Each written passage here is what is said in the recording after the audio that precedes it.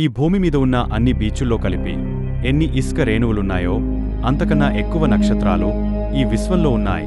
సూర్యుడు అనే ఒక నక్షత్రంకి ఉన్న భూమి అనే గ్రహం మీద మనమున్నాం. అలాంటిది ఇన్ని నక్షత్రాల్లో వాటికున్న అన్ని గ్రహాల్లో జీవం లేదు అని ఎలా అనుకోగలం?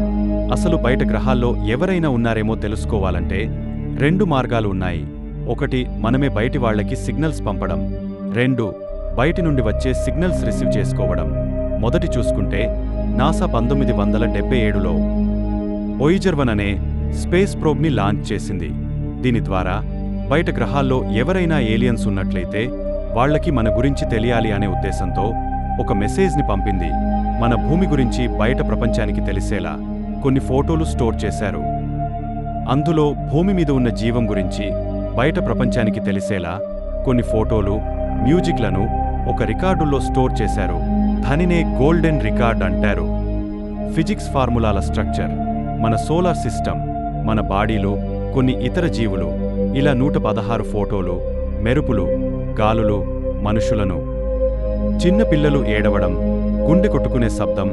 ఆ రికార్డులు ప్లే చేయడానికి వాళ్ల దగ్గర రికార్డు ప్లేయర్స్ ఉండకపోవచ్చు. అందుకే వోయేజర్లో ఒక రికార్డ్ ప్లేయర్ని కూడా ఏర్పాటు చేశారు. దానిని ఎలా ఉపయోగించాలి, ఏ వేగంతో చేయాలి అని దానిలో ఉంచారు. ఏదో ఒకరోజు ఏలియన్స్కి వోయేజర్ ద్వారా పంపిన గోల్డెన్ రికార్డుల మెసేజ్ అందితే ఈ విశ్వంలో వాళ్లే కాకుండా మనం కూడా ఉన్నాం అని వాళ్లకు తెలుస్తుంది అనేది నాసా వాళ్ల ఆశ. ఈ వోయేజర్ 1 పంపి ఇప్పటికి దాదాపుగా 42 సంవత్సరాలు అవుతుంది. ఇప్పుడు అది మన సోలార్ సిస్టమ్ కూడా దాటేసి మన భూమికి సుమారుగా 1900 కోట్ల కిలోమీటర్ల దూరం ఉంది.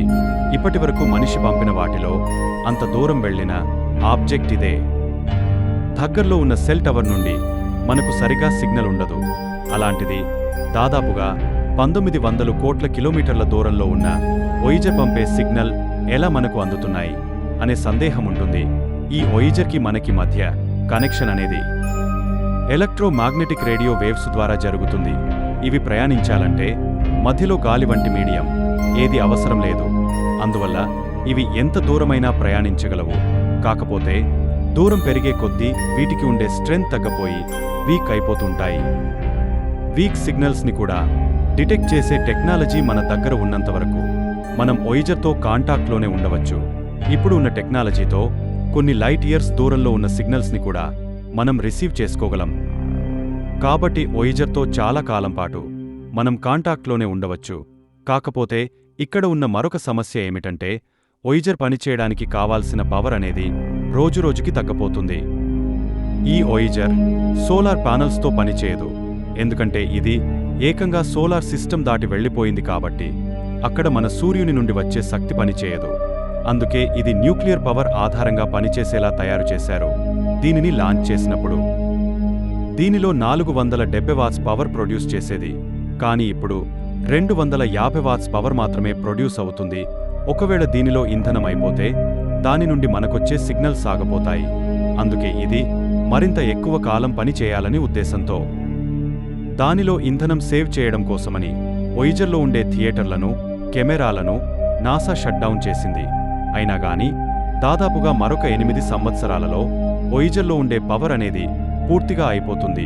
ఆ పవర్ అయిపోయిన తర్వాత దాని నుండి మనకు పూర్తిగా సంబంధాలు తెగపోయి ఆ వోయేజర్ అనంత విశ్వంలో అలా ప్రయాణిస్తూ వెళ్ళిపోతుంది. తరువాత దానితో మనకి ఎటువంటి సంబంధం ఉండదు. ఇప్పుడు గంటకి 62,000 కిలోమీటర్ వేగంతో ప్రయాణిస్తూ ఏకంగా మన సూర్య కుటుంబాన్ని దాటి వెళ్ళిపోయింది. అది ఇంత వేగంగా ప్రయాణిస్తున్న కూడా అది మనకు దగ్గరగా ఉన్న మరొక నక్షత్రానికి చేరుకోవడానికి దాదాపు 40,000 సంవత్సరాల సమయం పడుతుంది. ఈ విశ్వం ఎంత పెద్దదో కదా. అందుకే దానిలోని గోల్డెన్ రికార్డు కూడా కొన్ని 100 కోట్ల సంవత్సరాలైనా సరే పాడవకుండా ఉండేలా తయారు చేశారు. మన యూనివర్స్లో మన భూమిలాంటి గ్రహాలు అన్ని కలిసి వాటి నక్షత్రాల చుట్టూ తిరుగుతూ ఉంటాయి కదా. అలా కొన్ని కోట్ల నక్షత్రాలు కలిస్తే గెలాక్సీగా మారుతాయి.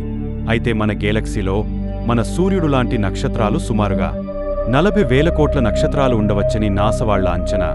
ఇలాంటి గెలాక్సీలు కేవలం మనకు కనిపించే యూనివర్స్లో 20 లక్షల కోట్ల గెలాక్సీలు ఉండవచ్చని అంచనా. అయితే మన యూనివర్స్లో ఉండే గ్రహాలు, నక్షత్రాలు అన్నీ కూడా వాటి చుట్టూ అవి తిరుగుతూ ఉంటాయి కదా. అలాగే మన భూమి తన చుట్టూ తాను తిరగడానికి ఒక రోజు పడుతుంది. అలా ఈ గేలక్సీలు కూడా తమ సైజ్ అండ్ మాస్తో సంబంధం లేకుండా వాటి చుట్టూ అవి తిరగడానికి 100 కోట్ల సంవత్సరాలు పడుతుందని రాయల్ ఆస్ట్రనామికల్ సొసైటీకి చెందిన సైంటిస్టులు కనుగొన్నారు. ఒక్కసారి తిరగడానికి 100 కోట్ల సంవత్సరాలు అంటే 1 నెల పూర్తి కావాలంటే ఎన్ని కోట్ల సంవత్సరాలు పడుతుందో మన ఊహకి కూడా అందదు కదా. ఇతని పేరు డెన్నిస్ హోప్. చంద్రుడి మీద భూమి ఇతనిదేనట. ఇతనికి రియల్ ఎస్టేట్ బిజినెస్ అంటే చాలా ఇష్టం. అయితే భూమి మీద రేట్లు ఎక్కువగా ఉండటం వల్ల చంద్రుని మీద కన్ను వేశాడు. దానికోసం ఒక లూప్ హోల్ని కనుగొన్నాడు. 1967లో జరిగిన యునైటెడ్ నేషన్స్ స్పేస్ ట్రిప్లో ప్రపంచంలో ఏ దేశానికి కానీ ప్రభుత్వానికి కానీ మూన్ మీద ఓనర్షిప్ ఉండకూడదని నిర్ణయించింది. కానీ ఇండివిజువల్ గురించి ఏమీ చెప్పలేదు. అయితే గవర్నమెంట్కి ఓనర్షిప్ ఉండకూడదు అంటే ఇండివిజువల్గా ఉండొచ్చా అని అనుకున్నాడు. అయితే చంద్రుడి మీద ల్యాండ్ తన సొంతమని, ఒకవేళ కాదు అనుకుంటే ఏ కారణం వలన తన సొంతం కాదో చెప్పాలని ఐక్యరాజ్య సమితికి ఒక లేఖ రాశాడు. కాని ఎటువంటి రిప్లై రాలేదు. అక్కడి నుండి ఎటువంటి రిప్లై రాకపోవడంతో యునైటెడ్ నేషన్స్ దానికి అప్రూవల్ ఇచ్చినట్టే అని చంద్రుని మీద భూమి అమ్మడం మొదలుపెట్టాడు. అలా 1 ఎకరానికి $5 నుండి $500 వరకు అమ్మడం మొదలుపెట్టాడు. ఇక్కడ విచిత్రం ఏమిటంటే జనాలు కూడా కొనుక్కుంటున్నారు. అలా అతను సుమారుగా 61 కోట్ల ఏకరాలను అమ్మేశాడు. ఒకరికైతే ఒక దేశం సైజులో ఉండే 26 లక్షల ఎకరాల ల్యాండును $2,50,000కే అమ్మేశాడు.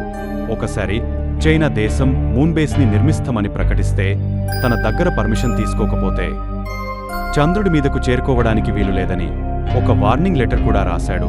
కానీ కొంతమంది అధికారులు మాత్రం చంద్రుని మీద భూమి ప్రభుత్వానికి అధికారం లేనప్పుడు వాళ్ళ సిటిజన్స్కి కూడా ఇది అప్లై అవుతుందని చెప్తున్నారు. కాబట్టి అతను అమ్ముతున్న భూమి వాలిడ్ కాదని చెబుతున్నారు. కానీ అతను అమ్మడం మాత్రము ఆపడం లేదు. ఇతను కాకపోయినా అన్ని లక్షలు పెట్టి కొనుక్కునే వాళ్ళ ఆలోచించాలి. ఇది ఫ్రెండ్స్ ఈరోజు ఎపిసోడ్. రేపు మరో ఎపిసోడ్తో మీ ముందు వస్తాను. సబ్స్క్రైబ్ చేసుకొని లైక్ చేయండి.